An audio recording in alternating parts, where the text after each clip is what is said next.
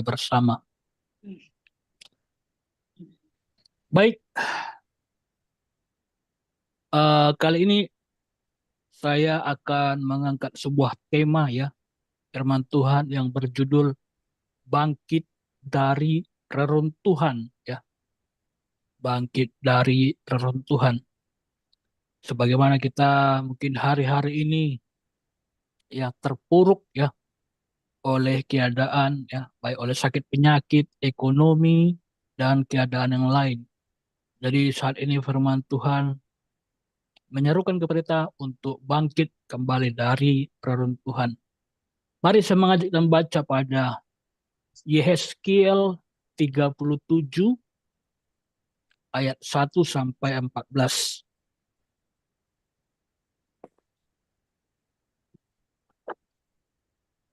Yehezkiel 37 ayat 1 sampai 14.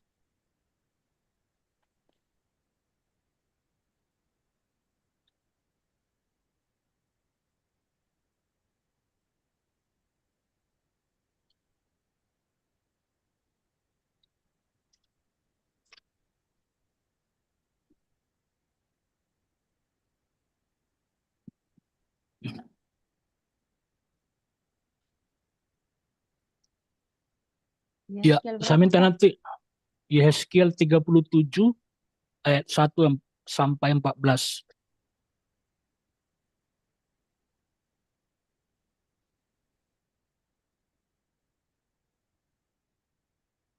Nanti saya minta nak duo ayat 1 ya sampai 7, lalu kemudian Ibu Disyani ayat 8 sampai 14 ya. Pas kan 77 ayat ya. Siap. Silakan ya. Firman Tuhan di hari ini, Kitab Yehezkiel pasal 37 ayatnya yang pertama hingga ayatnya yang ketujuh. Judul daripada firman Tuhan adalah Kebangkitan Israel. Lalu kekuasaan Tuhan meliputi aku, dan ia membawa aku keluar dengan perantaraan rohnya, dan menempatkan aku di tengah-tengah lembah. Dan lembah ini penuh dengan tulang-tulang. Ia membawa aku melihat tulang-tulang itu berkeliling-keliling, dan sungguh amat banyak bertaburan di lembah itu.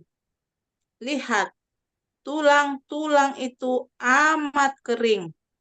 Lalu ia berfirman kepadaku, "Hai anak manusia, dapatkah tulang-tulang ini dihidupkan kembali?" Aku menjawab, "Ya Tuhan Allah, Engkaulah yang mengetahui." Lalu firman-Nya kepadaku, "Bernubuatlah mengenai tulang-tulang ini, dan katakanlah kepadanya, hai tulang-tulang yang kering, dengarlah firman Tuhan.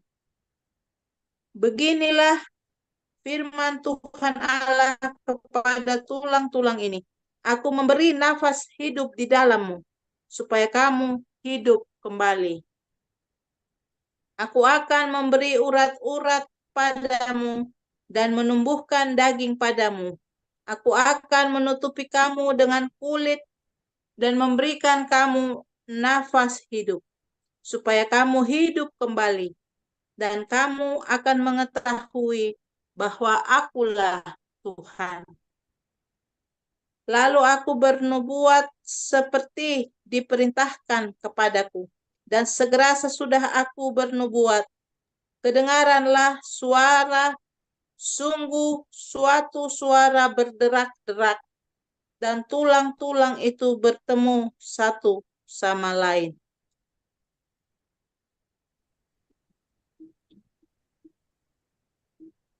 Sedang aku mengamatinya, lihat urat-urat itu, urat-urat ada dan daging tumbuh padanya. Kemudian kulit menutupinya, tetapi mereka belum bernafas. Maka firman-Nya kepadaku, bernubuatlah kepada nafas hidup itu, bernubuat ayat anak manusia, dan katakanlah kepada nafas hidup itu, beginilah Allah,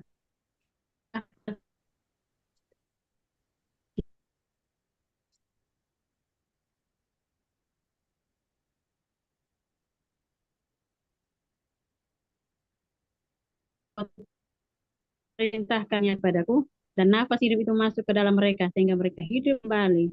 Mereka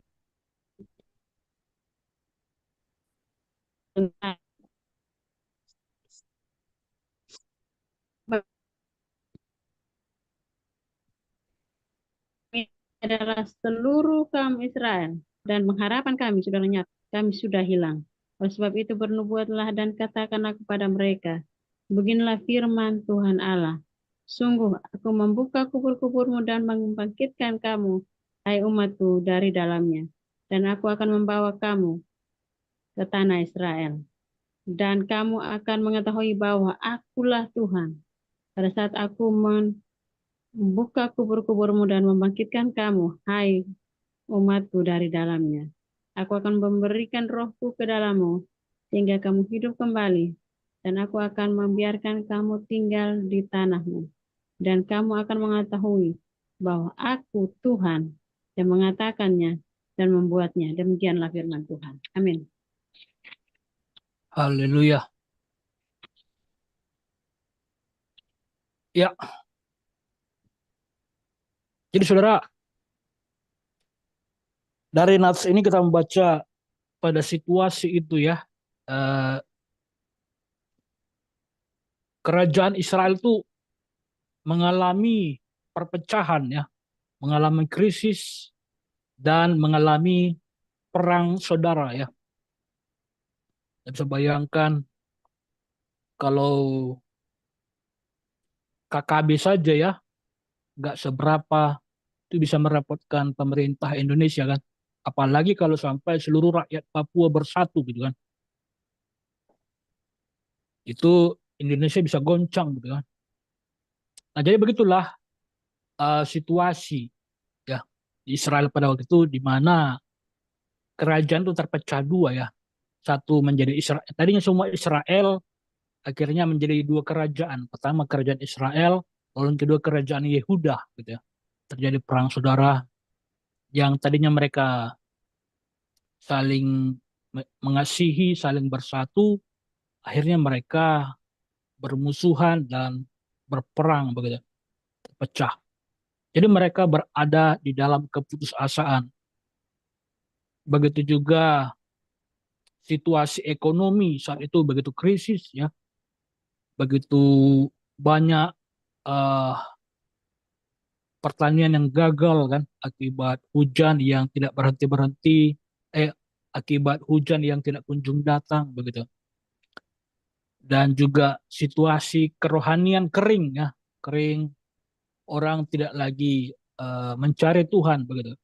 Semuanya menjadi kering dan mati begitu ya, baik dalam situasi real maupun di kerohanian begitu. Dan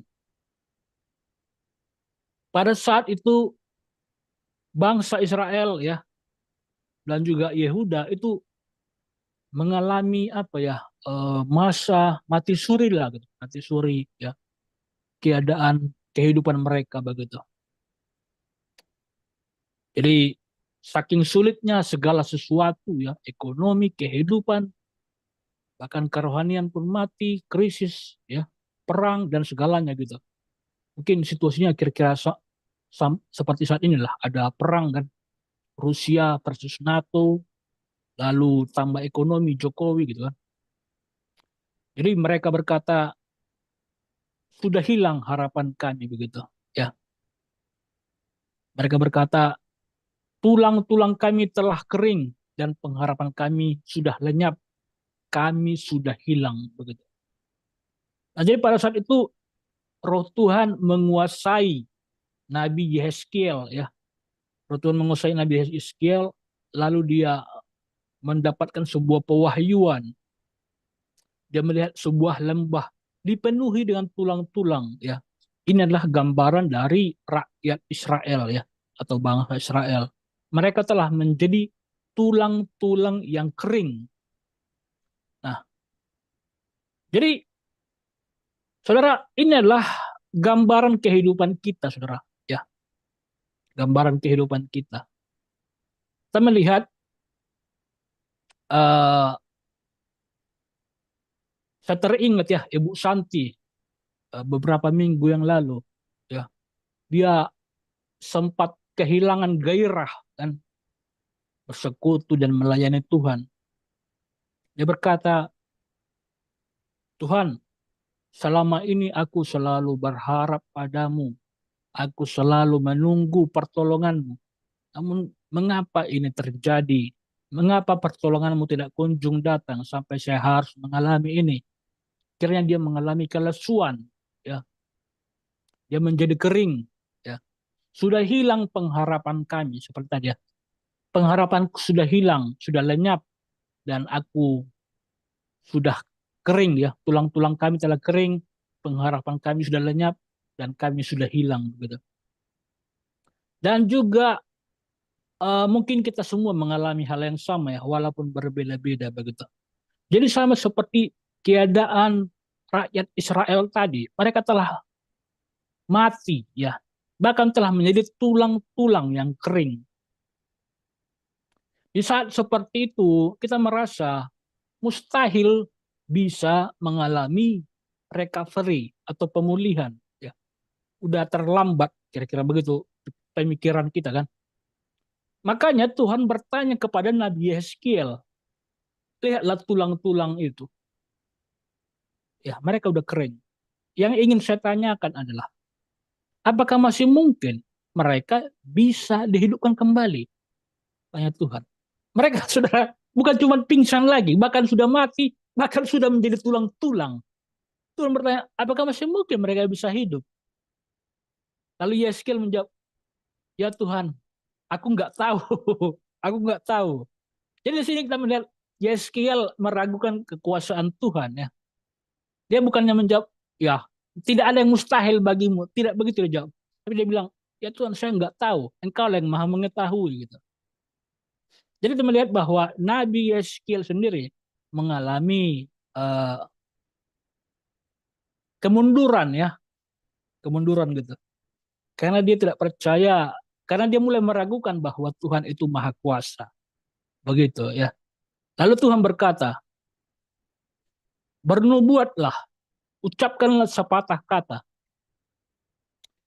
Suruhlah tulang-tulang itu supaya bangkit kembali. Lalu kemudian Yeskiel mengucapkan perintah itu. Wahai tulang-tulang yang telah kering, bangkitlah. Lalu kemudian Yeskiel ya, melihat tulang-tulang itu mulai bergerak. Ya, ada bunyi gemeratak di sana sini. Karena tulang-tulang itu mulai bergerak. Lalu kemudian dia melihat ada mulai timbul urat-urat ya pada tulang-tulang itu yang tadinya kering dia mulai basah kan, lalu muncul urat-urat, lalu kemudian muncul daging, saudara, muncul daging, lalu kemudian dia terbentuk kembali menjadi manusia yang normal, kemudian mereka bangkit dan hidup kembali. Nah jadi saudara, demikianlah ya keadaan kita. Seringkali kita berpikir sudah terlambat, sudah tidak mungkin, situasinya sudah sangat berat. Ini sudah tidak mungkin lagi terselamatkan. Kita pada situasi itu seringkali meragukan kekuasaan Tuhan, bahwa Tuhan sudah terlalu lambat untuk menolong. Ya, sama seperti orang yang datang kepada Yesus. Guru, sebaiknya kamu nggak usah lagi datang ke sana. Mengapa? Karena dia sudah mati. Tadi kita berharap kamu segera datang untuk bisa menyembuhkannya. Tapi kamu berlama-lama. Akhirnya sekarang dia sudah mati, jadi nggak usah lagi datang. Tapi apa? Yesus berkata, justru aku menunggu dia mati dulu. Karena kalau cuma menyembuhkan penyakit itu gampang bagiku. Tetapi kamu akan melihat keajaiban yang luar biasa. Lalu Tuhan membangkitkan dia dari kematian. Bukan hanya menyembuhkan penyakitnya, tetapi membangkitkan dia dari kematian. Jadi artinya apa, saudara? Artinya seburuk apapun situasi kita yang kita alami saat ini, di mana kita melihat bahwa iblis itu hampir menang, di mana iblis itu hampir mencapai kesuksesan. Pada titik krusial itu Tuhan bisa membalikkan keadaan semudah dia membalikkan tangan. Karena apa? Karena itulah dia disebut Tuhan dan Allah gitu. Jadi jangan kita meragukan kekuasaan Tuhan. Kita mungkin bisa putus asa ya, menunggu pertolongan Tuhan. Tuhan, kalau Engkau tidak segera menolong aku, maka habislah aku gitu. Ya, mungkin kita mulai kecewa, loh kok lama banget gitu kan. Aduh, udah terlambat ini, udah nggak mungkin lagi gitu. Tetapi di saat yang tidak kita duga-duga, Tuhan justru membalikkan keadaan begitu saja. Ya, sama seperti Bu Santi tadi, dia tadinya yang udah, saya merasakan sendiri ya. Tadinya dia setiap pagi kan selalu menyapa saya. Selamat pagi Bapakku gitu kan. Selalu memberikan motivasi, membuat saya semangat ya, supaya menatap matahari dengan penuh semangat. Itu setiap hari ya. Tapi selama dia sakit, saya lihat, waduh, nggak pernah lagi dia nge-SMS gitu kan. Ada apa ini gitu. Ternyata dia mengalami kemunduran gitu ya. Dan puji Tuhan, sekarang kita mulai melihat dia kembali bergairah kan. Dia mulai kembali semangat gitu. Artinya apa? Inilah yang saya katakan tadi bahwa tulang-tulang yang kering itu telah dihidupkan kembali ya. Tadi dikatakan pertama-tama dia munculkan urat nadi kan pada tulang-tulang itu. Dia mulai basah dulu kan. Tadi kering, lalu mulai basah, kemudian muncul urat nadi kan. Lalu kemudian muncul daging, lalu kemudian dimunculkan kembali roh, nafas kehidupan kepada mereka begitu. Artinya apa saudara? Artinya dalam situasi apapun, sekalipun kita mengira itu sudah terlambat, namun bagi Tuhan tidak ada kata terlambat. Mengapa tidak ada kata terlambat kepada Tuhan? Karena dia Tuhan.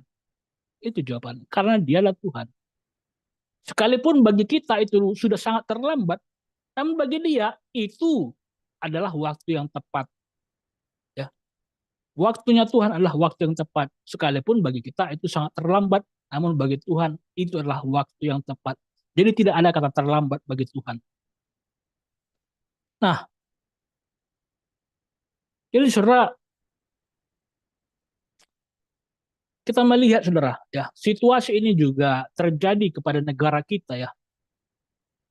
Kita melihat Indonesia ini semakin lama semakin buruk ya, semakin parah begitu.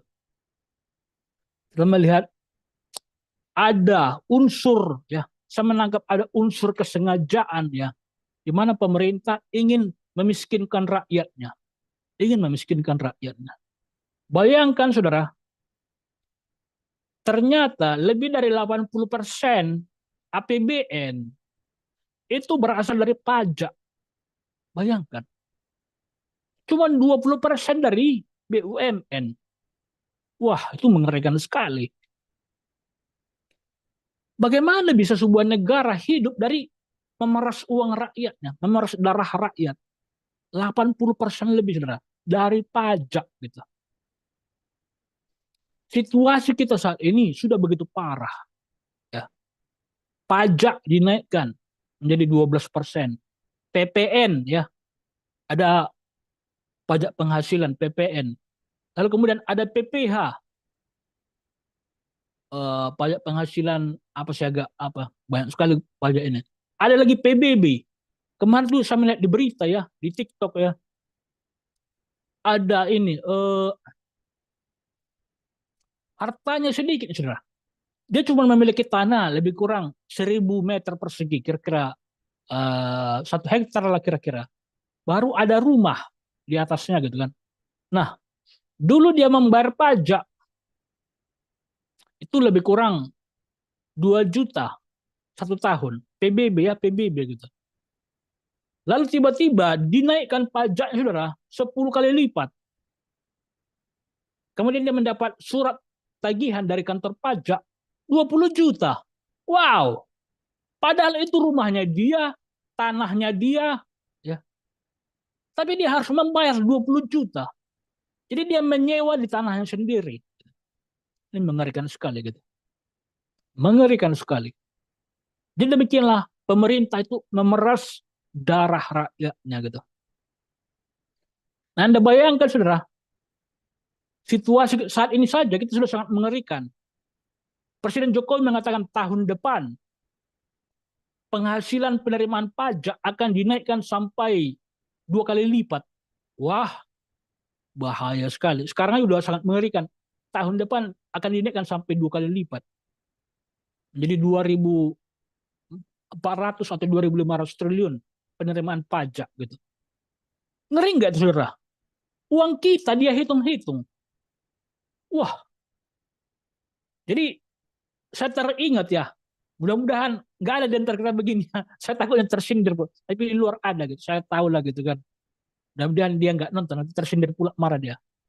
Jadi dia suka berutang, saudara. Dia suka berutang gitu. Sama si Anu gitu kan. Jadi datanglah tetangga lah ya kan. Family juga perempuan. Oh, si Anu itu sekarang enak kali deh ya. Banyak kali uangnya sekarang. Baru menerima rapel dia. Baru menerima ini. Nanti mau kupinjam dulu segini. Karena sekarang ada ininya, rapelnya. Oh, berapa juta. Lalu dia juga menerima ini, sekian ratus ribu. Dihitunginya saudara uang orang. Lalu ekstra berkata, ngapain kau hitung-hitung uang orang gitu kan? Uang orang kok dia yang hitung-hitung. Jadi begitulah pemerintah kita saudara. Uang kita dihitung-hitung sama mereka. Bayangkan. Bukan uangnya dihitung, uang kita yang dihitungnya. Waduh, ngeri sekali. Begitulah tabiat tukang hutangnya. Uang orang dihitung-hitungnya. Ya. Mengerikan sekali ya sifat seperti itu begitu. Nah, jadi eh, saya melihat saudara, ini pemerintah itu memeras rakyat lewat pajak. Ini sinkron dengan agenda New World Order ya. Sinkron sejalan gitu dengan agenda New World Order itu, yaitu memiskinkan rakyat. They will have you will own nothing. Kau tidak akan memiliki apa-apa. Kau tidak akan memiliki apa-apa. Karena apa, saudara?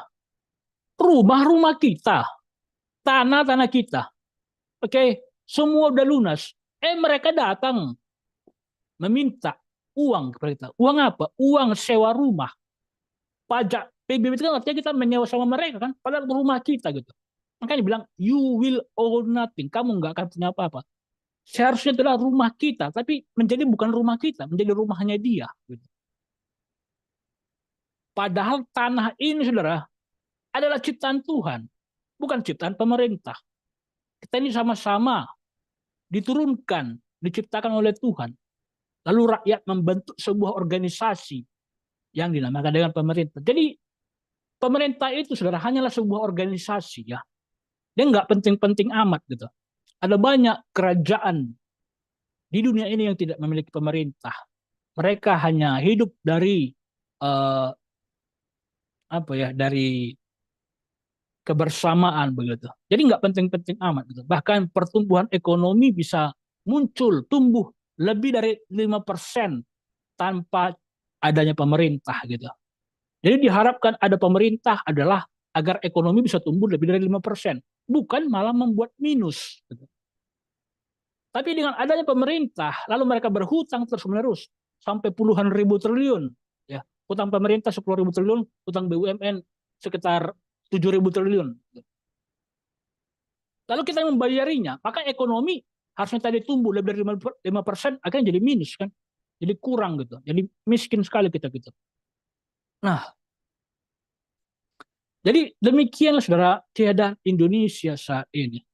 Saya kadang malah jadi berpikir ya, jadi kalau begitu adanya, untuk apa kita bekerja keras kalau hanya untuk memberi makan pemerintah gitu. Saya jadi berpikir begitu kan. Wah, capek-capek saya membangun bisnis. mengeluarkan investasi, bekerja keras. Begitu saya eh, menghasilkan, datang orang, entah siapa-siapa itu, mana bayar pajakmu gitu. Loh, Anda nggak pernah memberikan kontribusi apa-apa. Anda nggak pernah memberikan suntikan modal. Tiba-tiba Anda minta jatah. Hak Anda apa? Anda siapa? Kan harusnya begitu, saudara. Jadi seandainya mereka orang luar, kita menyebutnya jatah preman ya, jatah preman begitu. Dan harusnya jatah preman ini harusnya dihapuskan ya. Karena apa, saudara? Di negara Uni Emirat Arab, saudara, di negara Uni Emirat Arab seperti Dubai, itu pajak itu nggak dikenali, saudara, nggak dikenali. Apa itu pajak gitu? Orang nggak tahu. Ya. Pemerintahnya berkata, ya, penguasanya berkata, dia mengkritik negara-negara, negara-negara yang menerapkan pajak. Dia katakan, mengapa Dubai atau Uni Emirat Arab adalah negara terbaik dunia? Mengapa bukan Amerika? Mengapa bukan Eropa? Mengapa bukan Jerman? Karena apa? Karena mereka menarik pajak dari rakyat. Apa alasan mereka? Untuk apa pajak itu? Pajak itu untuk keamanan kalian. Loh, mereka membayar pajak, toh nggak aman kok negara kalian. Mereka membuat pajak untuk kesehatan kalian. Loh, kita masuk rumah sakit bayar kok. Mereka menarik pajak untuk kesejahteraan kalian. Kesejahteraan yang mana? Nggak ada sama sekali gitu. Jadi di negara Uni Emirat Arab itu pajak nggak ada, saudara. Ya.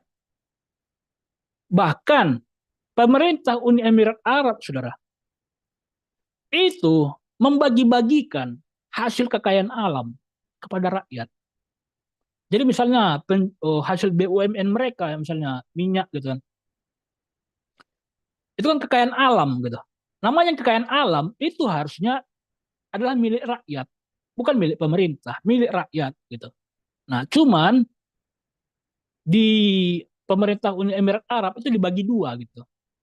Hasil penjualan minyak itu sebagian masuk ke kas negara, lalu sebagian lagi ditransfer ke rekening masing-masing rakyat begitu. Jadi mereka itu setiap tahun, saudara, mendapatkan revenue share namanya, revenue share dari eh, usaha pemerintah ya, dari kekayaan alam tadi gitu. Makanya mereka bisa dari penghasilan tadi, revenue share tadi, pembagian penghasilan, mereka bisa beli rumah, beli mobil, gitu. Beli barang-barang mewah. Harusnya ini yang benar. Mengapa? Karena sesuai dengan aman Undang-Undang Dasar. Tahu nggak, saudara, apa tujuan kita bernegara? Tahu nggak apa amanat Undang-Undang Dasar tahun 1945? Amanat Undang-Undang Dasar adalah bahwa negara harus memberikan kemakmuran kepada rakyat. Itulah amanat Undang-Undang Dasar. Negara harus memberikan kemakmuran kepada rakyat. Jadi, dikatakan di Undang-Undang Dasar 1945 pasal 33 ayat 3 bahwa negara menguasai kekayaan alam, bumi, dan lautan, tetapi hanya untuk mengelolanya. Kemudian hasilnya disalurkan untuk kemakmuran rakyat. Memakmurkan rakyat itu artinya apa, saudara? Pertama, memberi makan kan begitu. Itu paling paling sederhana kan. Kalau kita memakmurkan seseorang, paling tidak ya kasih makan dulu lah gitu kan. Itu yang paling simpelnya, memberi makan. Lalu yang kedua apa? Memakmurkan itu apa? Memberi uang kan begitu kan. Supaya ada penghidupan, yang itu memakmurkan. Lalu kemudian yang ketiga apa? Memberikan modal. Supaya apa? Supaya dia bisa membangun usaha. Supaya dia berkembang. Mudah-mudahan bisnisnya maju. Kalau dia misalnya mengalami kerugian, maka pemerintah harus memberikan kembali bantuan modal, segala bantuan, segala macam lah, supaya dia bisa maju, supaya dia bisa makmur. Itulah yang dinamakan dengan kemakmuran, memberikan kemakmuran. Tapi apa, saudara? Aduh, nol. Ya. Dan apa tujuan kita bernegara? tujuan kita bernegara, ya, disebutkan di sana, tujuan kita bernegara lah untuk mencapai kemakmuran rakyat. Itu saudara, bukan kemakmuran presiden atau kemakmuran pemerintah, nggak ada kemakmuran rakyat. Itulah tujuan kita bernegara. Artinya apa? Kalau nggak tercapai kemakmuran rakyat, maka negara itu nggak penting, saudara. Bisa bubar, saudara. Ya, bisa bubar. Kalau nggak tercapai gitu. Karena itulah tujuan bernegara. Kalau kita bernegara bukannya makmur malah jadi hancur, ya, terlunta-lunta kita merangkak-rangkak hanya untuk mengisi perut aja satu kali sehari, susah gitu. Aduh, buat apa ada negara, saudara? Ya, negara itu kan hanya sebuah organisasi gitu. Apa syarat sebuah negara dibentuk? Syarat sebuah negara terbentuk pertama ada sebuah daratan, lalu yang kedua ada rakyat, hanya itu aja. Lalu rakyat ini bersatu, bersepakat membentuk sebuah negara. Jadi kalau mereka udah nggak sepakat lagi, ya udah nggak penting lagi, sudah. Jadi negara itu dibentuk untuk melayani rakyat, untuk menyalurkan kemakmuran kepada rakyat, gitu. Jadi itulah tujuan negara dibentuk. Nah, jadi saudara, saya sendiri ya, kadang, aduh, ngeri sekali gitu. Saya kan sebagai YouTuber gitu, konten kreator gitu. Saya lihat loh saudara, penghasilan saya tuh potongannya, waduh, ngeri sekali gitu. Ibaratnya potongan sampai berapa ya? Potongannya sampai lebih dari 60%. Bayangkan, hampir 65%. Misalnya dia penghasilannya $1 ya, $1, saya tuh hanya mendapatkan $0,35. Berarti $0,65 lagi sama mereka, kan begitu. Jadi itulah situasi pajak di negara kita mengerikan sekali gitu. Kadang-kadang saya tuh pengen pindah negara gitu. Atau jadi malas kan. Kalau begitu potongannya, tentu kita jadi malas kan. Ah, mending nggak usah lah. Kan begitu. Saya capek-capek kerja keras. Begitu ada keluar hasilnya mereka yang mengambil, kan begitu.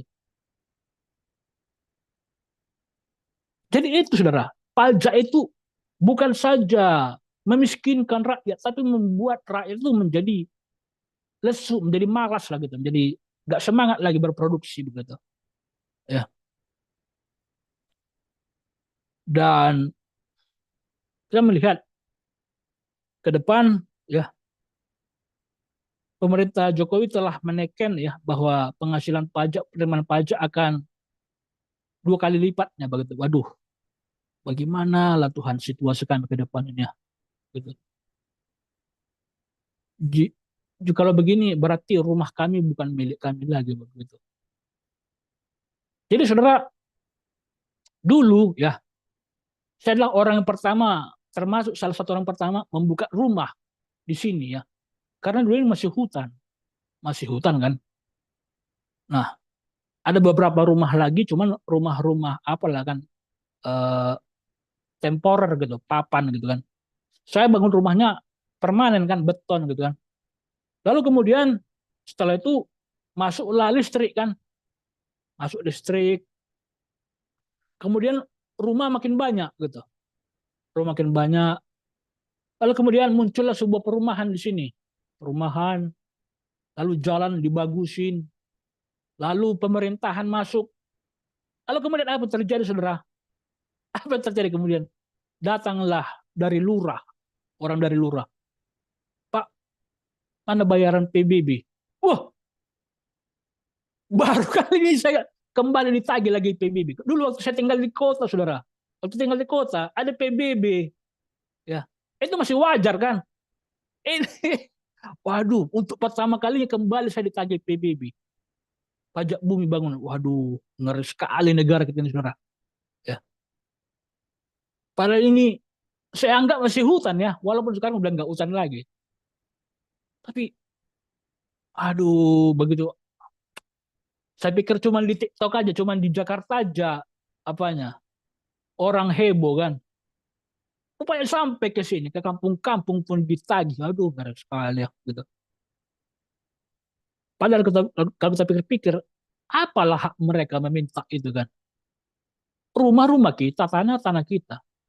Kok mereka minta itu gitu.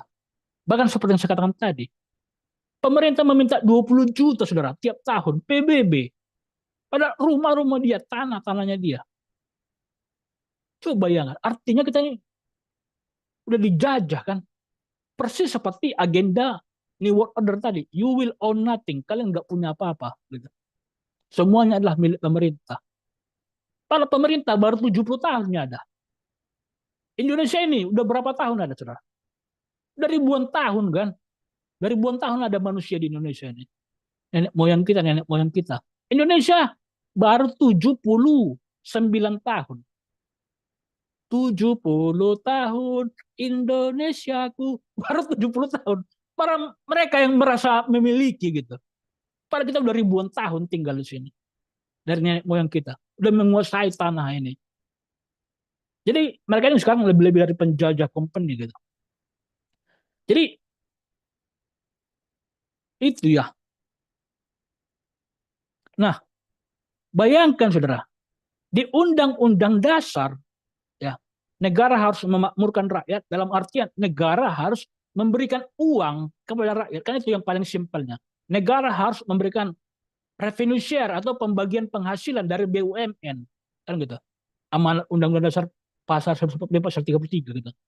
Karena negara menguasai kekayaan bumi yaitu BUMN kan. Harusnya itu bisa dibagi-bagikan penghasilannya kepada rakyat gitu. Artinya apa? Artinya dalam Undang-Undang Dasar negara harus memberikan uang kepada rakyat. Tetapi saudara, yang terjadi apa? Yang terjadi justru rakyat yang memberikan uang kepada negara. Jadi terbalik. Jadi terbalik. Bayangkan ada begitu banyak undang-undang diciptakan. Ada undang-undang PBB kan, pajak bumi bangunan, ada undang-undang PPN, ada undang-undang PPH, ada undang-undang tapera, undang-undang pensiun, undang-undang segala macam. Kalau di total semua bisa lebih dari 35%. Ya. PPN, PPH, PBB, segala macam, tapera, pensiun, bisa lebih dari 35% diambil pemerintah uang kita. Karena dari undang-undang kan. Nah masalahnya di undang-undang dasar saudara, nggak ada begitu. Justru ada kebalikannya, bahwa negara harus memberikan uang kepada rakyat. Pertanyaannya, jikalau amanat undang-undang dasar negara harus memberikan uang kepada rakyat, kenapa tidak ada diciptakan undang-undang bahwa negara harus membagi-bagikan uang kepada rakyat, kepada seluruh rakyat? Mengapa tidak ada? Mengapa justru rakyat yang memberikan uang kepada negara? Kan terbalik. Makanya saya katakan saudara bahwa pajak ini adalah bertabrakan dengan undang-undang dasar begitu. Bertabrakan begitu. Karena bertentangan dengan undang-undang amanat undang-undang dasar. Nah, jadi saudara, demikianlah saya melihat ya sebuah keputusasaan ya terjadi di bangsa ini. Keputusasaan. Orang miskin banyak ya. Itu kan pemerintah berkata apa? Angka kemiskinan sekarang menjadi 20% kan? Menjadi 20%. Itu pun mereka udah akal-akali ya datanya gitu. Menurut PBB angka kemiskinan adalah kalau di bawah $5 gitu. Tetapi menurut pemerintah masih memakai standar lama. Jadi disebut miskin kalau di bawah $2 penghasilannya per hari gitu. Saya ingin bertanya saudara, $2 kan sekitar 30.000 rupiah lah.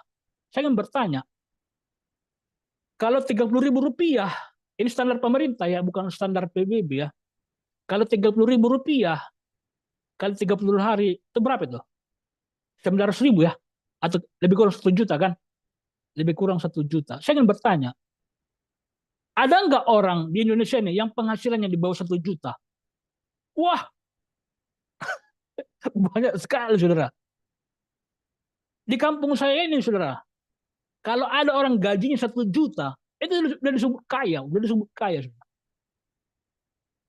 Di sini tahu nggak saudara, gaji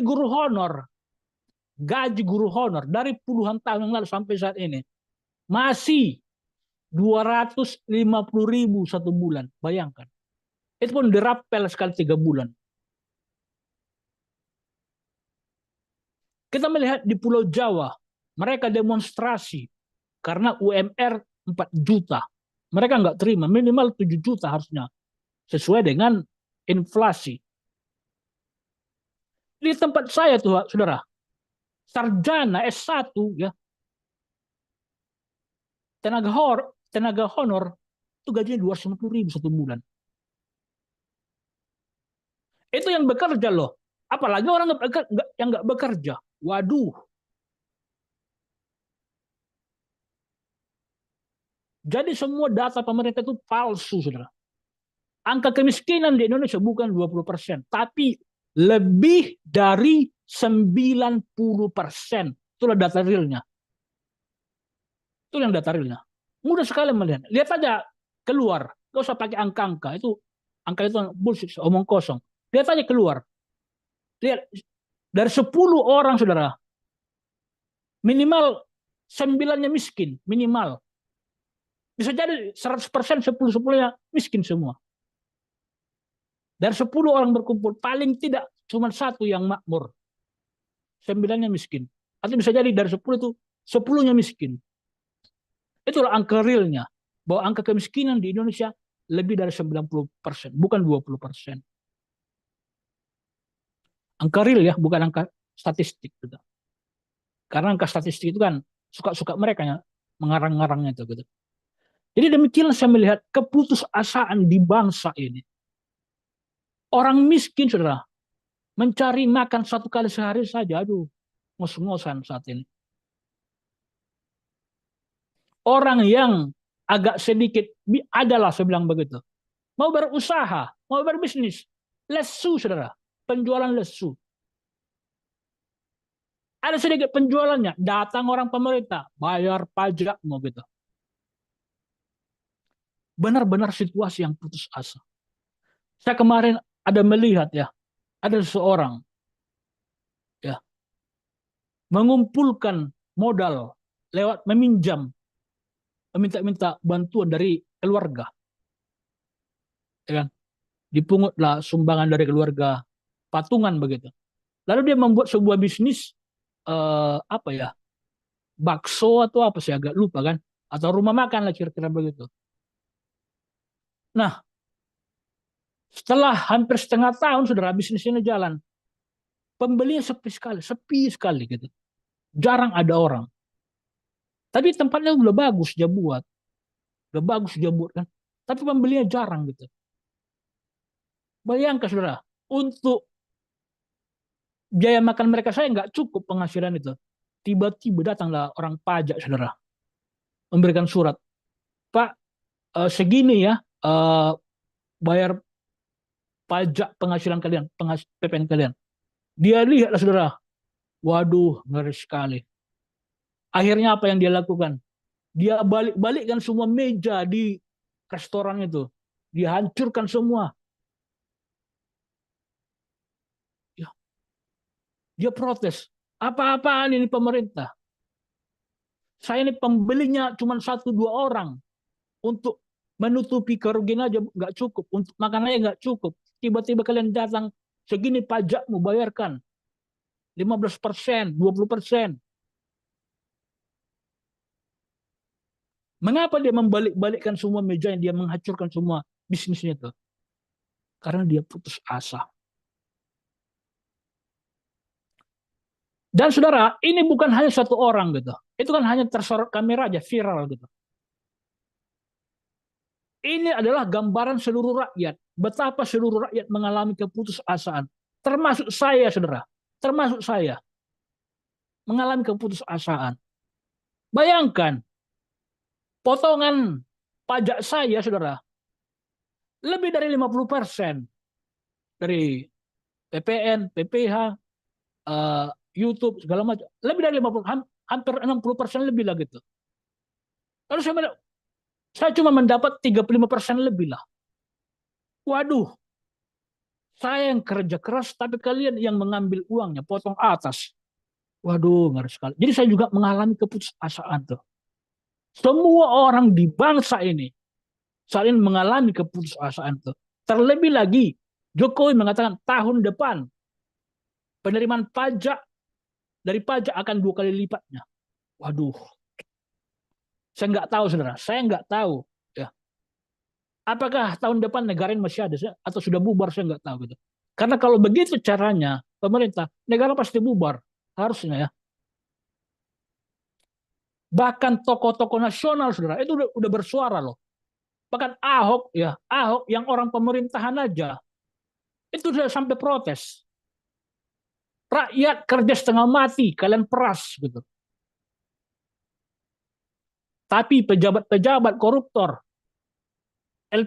LPHK-nya nggak kalian tarik pajak karena dikatakan hibah gitu. Padahal hibahnya adalah bantuan dari para pengusaha kan. Harusnya itu disebut dengan gratifikasi, bukan hibah. Tapi katakanlah itu sebagai gratifikasi. Kenapa nggak kalian ambil pajak dari mereka?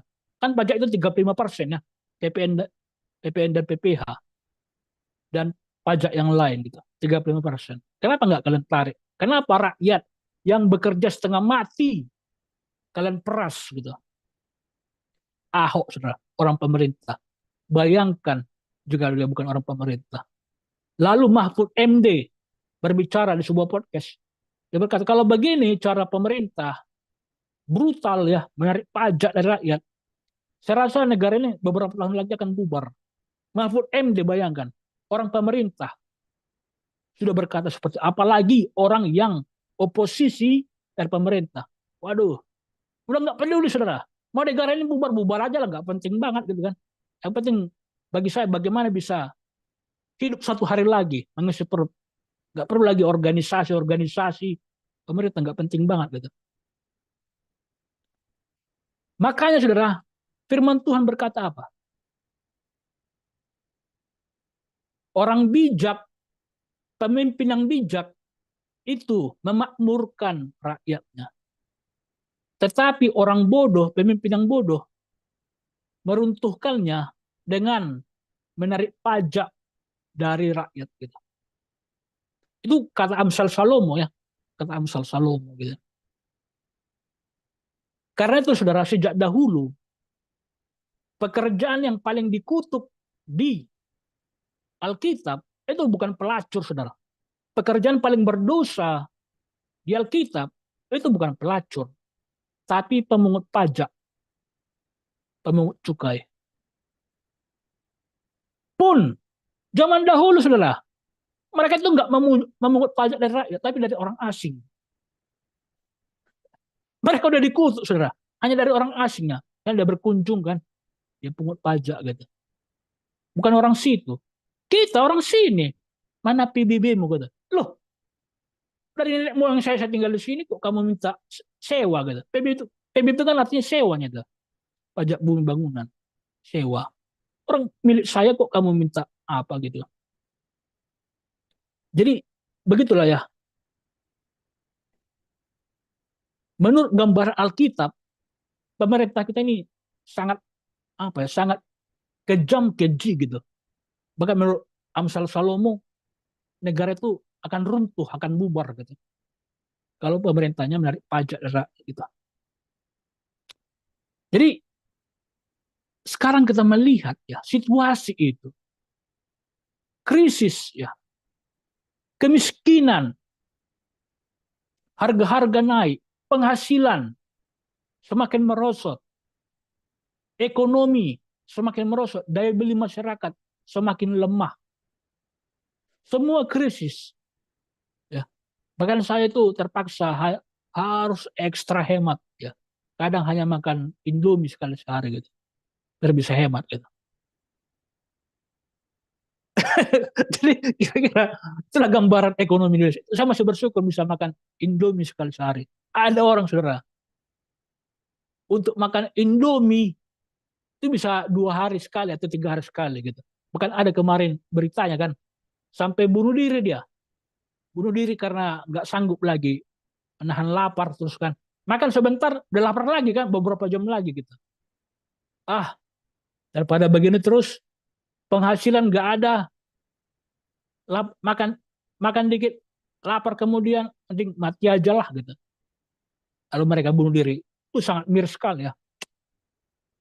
Nah, jadi kita membayangkan, melogikakan ya. Bagaimana bangsa kita ini begini? Apakah masih ada harapan untuk kita bisa kembali pulih jikalau bangsa ini begini? Jikalau pemimpinnya begini? Inilah saudara gambaran bangsa Israel tadi. Kita saat ini telah menjadi tulang-tulang yang kering, putus asa, hopeless. Jadi nggak ada lagi jalan, saudara. Kita nggak melihat jalan lagi. Yang kita lihat di depan hanyalah musibah, bencana, ya, baik orang oleh perang, ekonomi. Hanya itu yang kita lihat di depan. Tetapi firman Tuhan mengingatkan kepada kita bahwa Tuhan bisa membalikkan keadaan seperti membalikkan telapak tangan begitu saja. Ya, walaupun secara pikiran rasio kita kayak nggak mungkin lagi. Yang kita lihat hanya kebinasaan, bencana. Gitu. Tetapi mengapa kita harus tetap percaya bahwa Tuhan bisa membalikkan keadaannya? Karena Dia adalah Allah yang Maha Kuasa. Ya. Sama seperti sebuah kejadian ya. Ada kemiskinan yang luar biasa pada waktu itu di Israel. Ya. Saking miskinnya banyak orang berkata, wahai saudara, berikanlah anakmu untuk kita makan hari ini. Lalu besok kita makan anakku gitu. Bayangkan saudara, gara-gara gak ada lagi daging, gak ada sayuran untuk dimakan. Mereka makan manusia, daging manusia. Dan berikanlah anakmu untuk kita makan hari ini. Besok anak, waduh, tuh saya membayangkan ngeri sekali gitu. Demikianlah krisis ekonomi yang terjadi di Israel pada waktu itu. Mengerikan sekali ya. Mungkin lebih, apa ya, mungkin 10 kali lipat dari krisis ekonomi Indonesia saat ini gitu. Kalau sampai terjadi begitu, ya. Lalu kemudian ada seorang janda di Sarfat, ya. Janda di Sarfat. Mereka begitu miskin sekali. Semua sudah habis dimakan. Pemasukan nggak ada. Tabungan mereka satu-satunya udah habis dimakan. Tinggal segenggam tepung dan sedikit minyak gitu. Lalu kemudian datanglah Nabi Elia berkata, wahai ibu, berikanlah aku makan. Kata Nabi Elia. Lalu kemudian janda ini berkata, wahai Nabi Elia, aku hanya punya tinggal sedikit tepung dan sedikit minyak. Aku akan memasaknya bagi anakku. Kami akan memakannya, lalu kemudian kami akan mati. Berarti saudara, umurnya tinggal 1 hari lagi. Karena apa saudara? Karena kehidupan kita kan, itu diukur dengan makanan kan. Diukur dengan makanan saudara. Kalau kita punya banyak persediaan, maka kita bisa menghitung hari-hari kita berapa lama. Dia saudara hanya tinggal 1 hari lagi umurnya dia.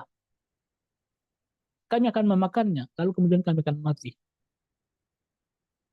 Demikianlah situasi yang dia alami.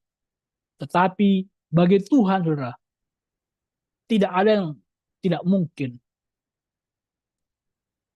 Lalu kemudian Nabi Elia berkata, tidak, berikan saja aku makan dulu. Lalu kemudian masaklah sedikit lagi untuk begitu. Lalu kemudian janda ini percaya kepada firman Tuhan, dia memasaknya, lalu memberikannya kepada Nabi Elia. Lalu kemudian setelah Nabi Elia memakannya, dia berkata, sekarang tuangkanlah minyakmu ke dalam buli-buli itu. Lalu janda ini menuangkannya. Ketika dia menuangkannya, saudara, minyak itu nggak berhenti mengalir. Dia terus mengalir gitu. Padahal itu harga minyak apa itu sangat mahal ya. Dia menuangkannya nggak berhenti mengalir. Lalu berkata, Nabi Allah berkata, ambil lagi pundi-pundimu yang lain. Lalu diambil, dituangkan, saudara. Nggak berhenti-berhenti mengalir. Lalu berkata, pinjam lagi dari punya tetanggamu semua. Lalu dia bilang sama, oi, bawa sini dulu semua bulir-bulir kalian dulu. Pinjam dulu ya. Dibawanya semua. Kalau di film itu melihat kan, dia bawa semua begini. Lalu dia isi semua sampai penuh. Begitu nggak ada lagi tempat, habis tempat, saudara, baru berhenti mengalir minyak itu. Karena habis tempat gitu. Jadi demikian, saudara, cara Tuhan menolong gitu. Sangat ajaib, tidak terpikirkan oleh pikiran kita, saudara. Ya. Jadi walaupun saat ini, saudara, situasi bangsa kita begitu mengerikan, krisis, namun kita harus tetap percaya kepada Tuhan bahwa Tuhan bisa menolong kita sekalipun di tengah krisis. Ya. Jadi sama seperti saya, saudara. Saya mungkin saat ini mengalami krisis, ya, krisis keuangan gitu. Ada sedikit lagi tabungan saya, itulah saya makan-makan, gitu. Saya hemat-hemat untuk saya makan begitu. Namun saya percaya bahwa Tuhan bisa membalikkan keadaan. Ya. Jadi seperti sebuah tunas, ya. Saya masih memiliki sebuah harapan walaupun masih kecil, ya. Seperti sebuah tunas kecil, dan tunas kecil ini akan tumbuh menjadi pohon besar yang menaungi banyak makhluk hidup. Jadi walaupun saya saat ini memiliki tabungan sedikit untuk saya makan, dan itu harus ekstra hemat, kalau tidak saya bisa mati kan. Namun di balik itu kita masih memiliki yang namanya bisnis XRP kan, koin gitu. Cuman memang situasinya saat ini sedang anjlok gitu, sedang anjlok. Dan itu udah hampir 2 bulan menjalani 3 bulan situasi itu. Udah hampir 3 bulan gitu. Jadi saya nggak punya pemasukan sama sekali gitu. Nah, karena anjlok situasinya gitu. Dan itu tidak mungkin saya tarik kan. Kalau saya tarik berarti terpotong kan modal gitu. Jadi itu nggak mungkin lagi saya. Yang bisa saya lakukan selama ini lah, kalau dia profit, maka profitnya saya ambil. Misalnya 20 juta. Misalnya dia profit 21 juta atau 22 juta. Maka yang saya ambil adalah 1 juta atau 2 juta tadi.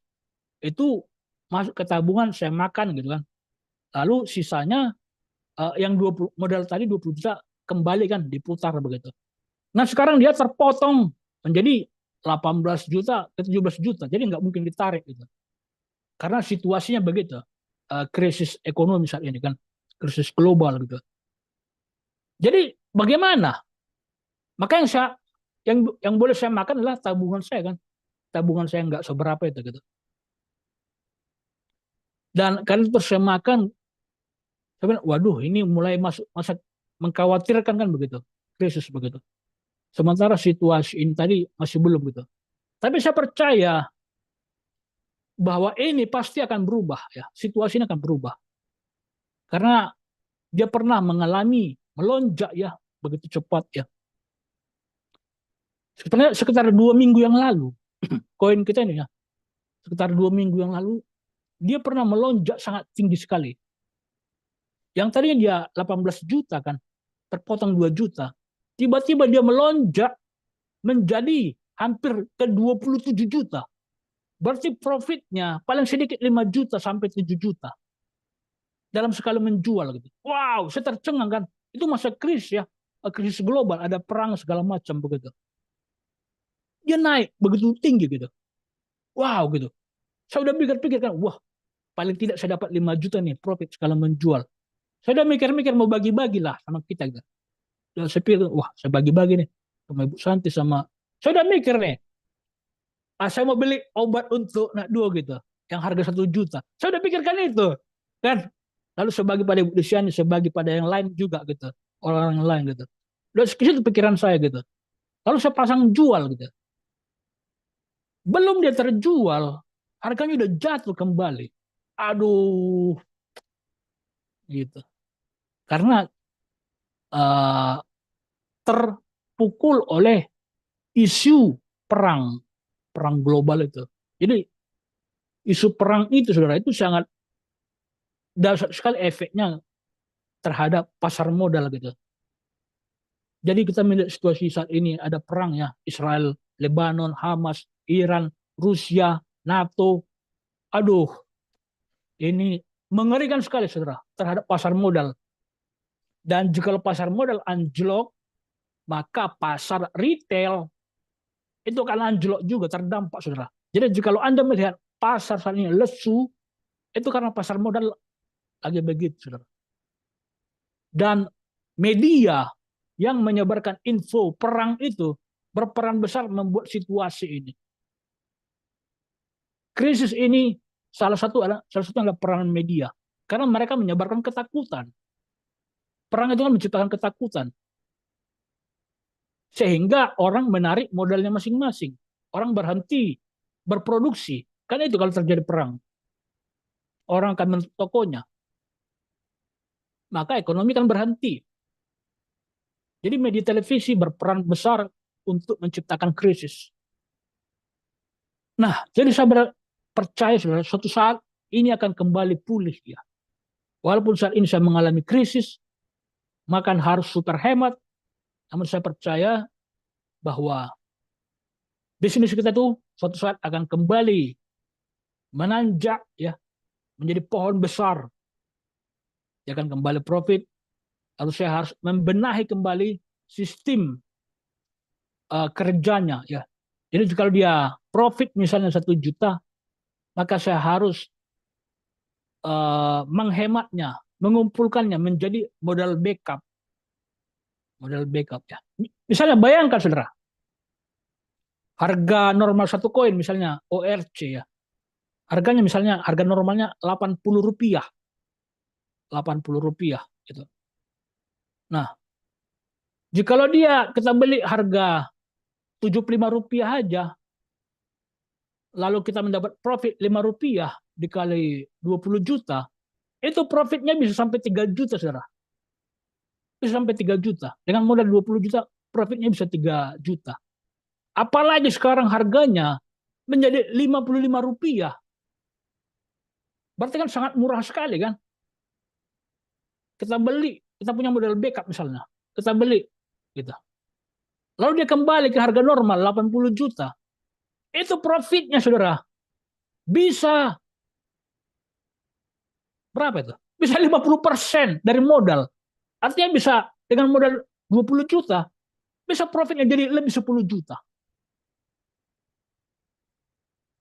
Itulah gunanya modal backup gitu.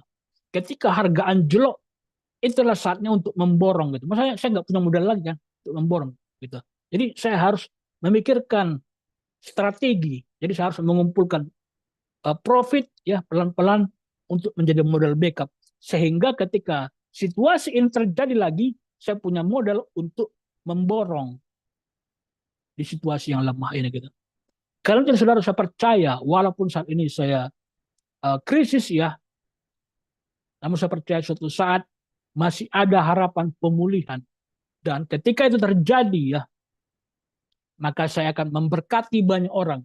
Saya akan menolong banyak orang. Saya akan memberkati Ibu Santi. Saya akan memberkati Ibu Lisyani. Saya akan memberkati family Garda yang lain. Saya akan memberkati saudara-saudara yang lain. Ya. Itu saya sudah lakukan sejak dulu ya. Saya kalau memberi, saudara, kepada keluarga saya, itu ya saya beli handphone kan 2 juta saya berikan. Itu saya nggak mikir-mikir gitu. Mereka sampai tercengang gitu. Tapi mereka nggak pernah menolong saya gitu. Nah, jadi karena saudara, saya percaya ya, seperti firman Tuhan tadi berkata, sekalipun saat ini situasi kita benar-benar krisis, bagaikan tulang belulang yang telah kering, Tuhan bisa membangkitkan dan menghidupkan kita kembali. Karena itu, mari kita tetap berharap dan percaya pada keajaiban Tuhan. Tuhan Yesus memberkati kita. Mari kita berdoa. Bapa dalam surga, terima kasih Tuhan Yesus. Kami telah selesai, Tuhan, mendengarkan sebagian dari sharing kebenaran firman-Mu, Tuhan Yesus. Biarlah Tuhan, Engkau Tuhan yang meneruskannya ke dalam hati anak-anak-Mu, dan memberkatinya Tuhan Yesus menjadi sebuah rema Tuhan Yesus yang bertumbuh hidup dalam hati kami. Agar Tuhan kami bisa memiliki harapan, memiliki kepercayaan bahwa Engkau sanggup membalikkan keadaan Tuhan bagaikan semudah membalik telapak tangan. Sebab Engkau adalah Allah yang ajaib. Terima kasih Tuhan Yesus. Ampun segala dosa dan kesalahan saya Tuhan Yesus. Dan kelemahan Tuhan. Jikalau ada Tuhan Yesus kata-kata yang salah yang keluar Tuhan Yesus. Biar Tuhan Engkau yang membenarkannya dan memberkati kami semua. Terima kasih Tuhan, setiap anak-anak Tuhan Yesus yang dengarkan pesan ini, biarlah Engkau memberkati mereka. Terima kasih Bapak, dalam nama Yesus kami berdoa dan bersyukur. Haleluya. Bersama kita ucapkan amin. Haleluya. Selanjutnya saya serahkan kepada anak dua. Silakan.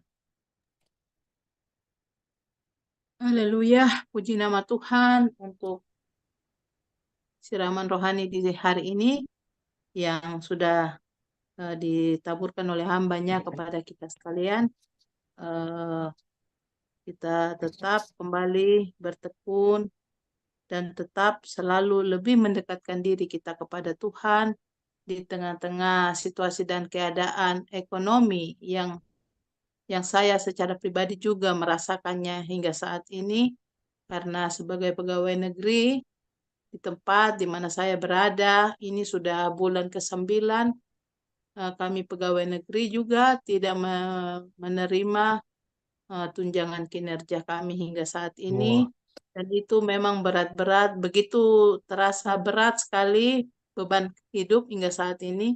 Tetapi saya percaya kasih Tuhan itu tidak amin. pernah meninggalkan kita. Selalu ada saja rezeki dan berkat sepiring nasi yang Tuhan sediakan untuk kita. Begitu Haleluya. juga dengan siraman rohani yang telah disampaikan oleh hambanya kepada kita, yang mana lewat kuasa Tuhan, tulang belulang yang tadinya kelihatan secara mata jasmani manusia, kita melihat bahwa itu hanya seonggok tulang belulang yang kering, tidak berdaya dan tidak mungkin terjadi lagi kehidupan di sana. Tetapi lewat kuasa Tuhan, itu boleh terjadi dan tulang belulang itu akhirnya kembali boleh hidup. Dan itu adalah nyata saksi di dalam Alkitab kepada setiap anak-anak Tuhan.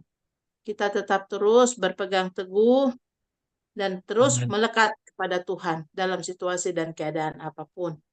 Haleluya. Haleluya. Bapakku, kita akan mengakhiri saja ibadah kita dengan syafaat kita. Lalu nanti di akhir dari syafaat, Nadu akan meminta kesediaan Bapakku untuk doa berkat. Baik. Oke, mari kita satukan hati kita tundukkan hati kita berdoa. Tuhan, Allah Bapa kami di dalam kerajaan surga, Tuhan yang kami sembah melalui putra-Mu terkasih, Tuhan kami Yesus Kristus. Tidak ada sesuatu Tuhan yang mustahil di dalam kuasa-Mu, melalui kuasa-Mu Tuhan. Segala sesuatu yang terjadi di kolong langit ini Tuhan, baik itu kesusahan, baik itu sakit penyakit, baik itu kesulitan ekonomi, baik itu penderitaan, sakit penyakit, dan berbagai-bagai hal, cobaan, pergumulan yang kami manusia hadapi dan kami jalani Tuhan. Tetapi melalui firman Tuhan, kami terus diteguhkan, kami terus dikuatkan Tuhan. Bahwa tidak ada nama lain di muka bumi ini yang lebih berkuasa selain nama Yesus. Yesus yang sungguh luar biasa. Dari zaman dahulu kala, di saat Engkau berkelana di permukaan bumi ini Tuhan. Bahkan hingga Engkau mati di kayu salib dan Engkau bangkit Tuhan. Engkau telah menebus setiap dosa dan pelanggaran-pelanggaran kami. Dan kuasa-Mu terus Tuhan nyatakan dari zaman ke zaman hingga ada pada saat ini Tuhan. Terima kasih Bapa, hamba kembalikan kepadamu rasa syukur kami untuk renungan firman Tuhan yang telah disampaikan oleh hamba-Mu pada kesempatan siang ini Tuhan. Firman Tuhan ini bukan kebetulan saja Tuhan kami dengarkan, tetapi menjadi kekuatan di tengah-tengah kami menjalani roda kehidupan kami masing-masing anak-anak-Mu Tuhan, dimanapun kami berada. Biarlah Tuhan, Engkau senantiasa terus meneguhkan hati kami. Kami terus mau percaya Tuhan, hanya kepadamu. Dalam setiap doa-doa dan pergumulan kami Tuhan. Sekalipun itu begitu berat secara manusia Tuhan. Secara manusia jasmani kami merasa tidak sanggup, kami kadang mengeluh, kami berputus asa Tuhan. Tetapi biarlah kami senantiasa mau menjadi anak-anak-Mu yang bijak. Kami senantiasa boleh berkeluh kesah hanya kepadamu ya Tuhan. Jangan kami menceritakan keluh kesah kami kepada sesama kami, karena itu tidak berguna Tuhan bagi kami. Tetapi ketika kami senantiasa datang kepadamu dalam doa kami, dengan hati yang tertunduk, kami yakin dan percaya Tuhan, kuasa-Mu dan mujizat-Mu terus Tuhan nyatakan bagi anak-anak-Mu Tuhan. Berkati terus hamba-Mu Tuhan dalam setiap doa-doa dan pergumulan hamba-Mu Bapak Pendeta. Saat ini Tuhan, hamba-Mu merasa begitu berkekurangan secara ekonomi. Tetapi hamba yakin dan percaya Tuhan, kuasa-Mu, berkat-Mu senantiasa mengalir bagi kehidupan hamba-Mu di sana Tuhan.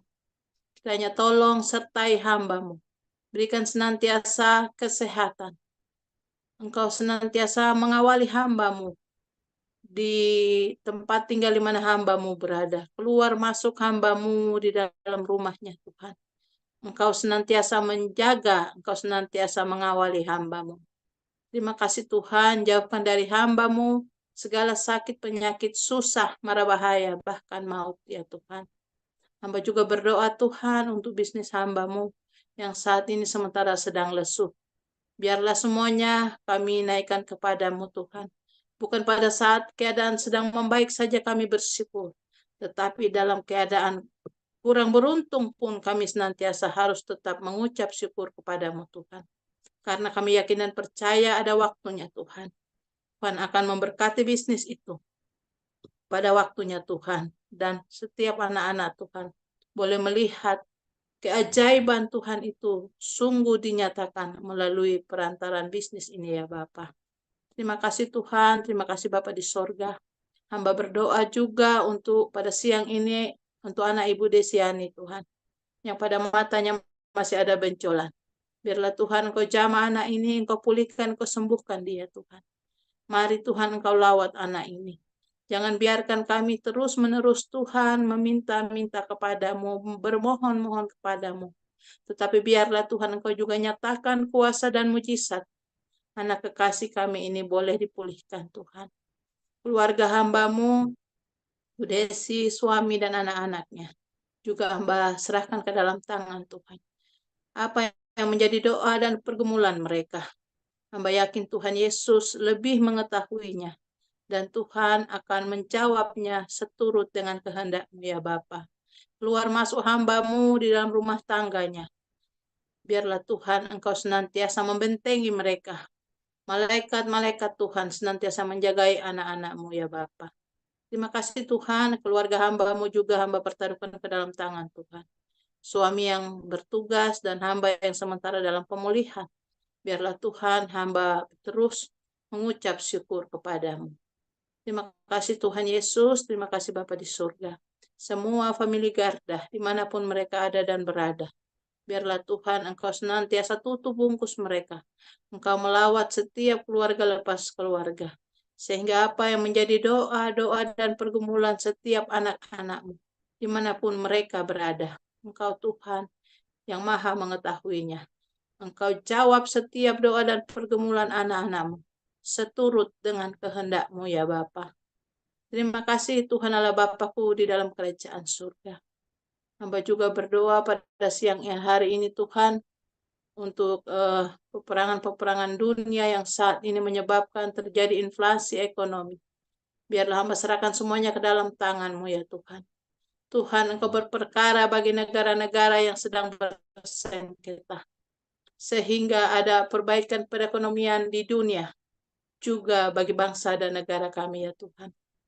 Pemimpin-pemimpin baru yang telah Tuhan siapkan. Kedepannya yang akan dilantik Tuhan. Biarlah mereka boleh bekerja dengan takut akan Tuhan. Dan mereka boleh menjadi pemimpin yang amanat Tuhan. Walaupun secara mata jasmani kami melihat Tuhan, itu mustahil bagi kami. Tetapi kami terus berdoa menyerahkan setiap anak-anak Tuhan yang akan Tuhan pakai di bangsa dan negara tercinta ini. Teristimewa kepada hamba berdoa untuk Bapak Dharma Pongrekon Tuhan. Biarlah Engkau memberkati hamba-Mu menjadi saluran berkat untuk kebenaran bagi bangsa dan negara tercinta kami ya Tuhan. Pakai hamba-Mu lebih dahsyat. Biarlah setiap telinga yang tertutup, setiap mata yang tertutup, mereka akan mengetahui dan mendengarkan kebenaran yang selalu disampaikan oleh hamba-Mu, Bapak Dharma Pongrekon. Biarlah hamba-Mu senantiasa boleh ada dalam kasih dan perlindungan-Mu ya Bapa. Terima kasih Tuhan Yesus, terima kasih. Agenda-agenda jus Tuhan yang masih terselubung ke depannya, hamba pertaruhkan ke dalam tangan-Mu. Kiranya dihancurkan hanya di dalam nama Tuhan Yesus. Baik pabrik maupun produsen-produsennya Tuhan. Kiranya Tuhan hancurkan di dalam nama Tuhan kami Yesus Kristus. Hamba juga berdoa Tuhan untuk racun chemtrail yang terus saja mereka sebarkan. Di mana-mana tempat di bangsa dan negara ini Tuhan. Biarlah Tuhan Engkau menghardik mereka. Engkau menegur mereka Tuhan dengan cara-Mu. Biarlah racun ini Tuhan boleh Tuhan hardik hanya di dalam nama Tuhan kami Yesus Kristus. Terima kasih Bapa di surga, terima kasih Tuhan. Ada begitu banyak hal yang ingin hamba sampaikan kepadamu pada saat ini. Tetapi sebelum itu keluar dari mulut bibir hamba Tuhan yang penuh salah dan dosa. Tuhan, hamba yakin dan percaya Tuhan sudah sedia untuk mengetahuinya ya Tuhan. Akhirnya hamba berdoa untuk penguasa-penguasa di udara, roh-roh jahat, roh setan, roh iblis, diikat, dipatahkan, dihancurkan di dalam nama Tuhan kami Yesus Kristus. Terima kasih Bapa di surga, terima kasih Tuhan Yesus. Kami akan mengakhiri doa syafaat kami di siang hari ini dengan menerima doa berkat dari hambanya. Kepada Bapak Pendeta, hamba persilakan. Haleluya. Kita akan menerima berkat dari Tuhan, mempersiapkan hati dan jiwa kita. Turunlah berkat Tuhan atas kita. Diberkatilah kita atas setiap langkah dan kehidupan kita. Diberkati kita di kota, diberkati kita di desa. Diberkati kita di gunung, diberkati kita di laut, diberkati kita di hutan, diberkati kita di kampung. Dibuatnya berhasil segala rancangan kita. Diberkati adonanmu, diberkati pekerjaanmu, diberkati usahamu, diberkati bisnismu, dibuatnya berhasil segala rancanganmu. Diluputkannya kita dari segala yang jahat dan mara bahaya. Dengan tangan kanannya, dikenyangkannya kita dengan panjang umur dan kesehatan. Dengan tangan kirinya, dipuaskannya kita dengan kehormatan dan kekayaan. Kasih penyertaan Allah Bapa dan dengan anaknya Tuhan Yesus Kristus, serta persekutuan yang manis dengan Roh Kudus, menyertai kita sejak hari ini, hingga Tuhan Yesus datang kedua kali menjemput kita. Maranatha. Haleluya. Bersama-sama kita ucapkan, amin. Amin. Selamat Minggu. God bless you ya. Selamat hari Dadah. Minggu, Bapakku. Terima kasih untuk pelayanannya. Tuhan Yesus memberkati. Ibu Desi, Tuhan Yesus berkati.